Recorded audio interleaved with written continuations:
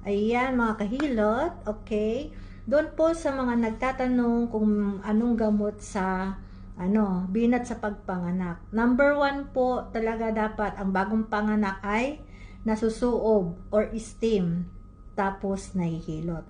Kasi po para maiwasan natin yung tinatawag na sumpit hangin. Delikado po yung sumpit hangin kaya sa mga bagong panganak talagang mahalaga po ang hilot. Ayan. Sa mga normal po, actually, minimum niyan 15 days. Dapat nahihilot ka na. At sa mga CS naman po, talagang sinasuggest ko is 3 months. Kasi sariwa pa po yung sugat sa mga CS. Yan. Napakahalaga po ng hilot, mga misis, mga kahilot. Kaya wag na po kayong maghantay na manigas ang inyong shoulder, sumakit ang inyong batok, at sumakit ang inyong ulo. Sign ng binat sa bagong panganak.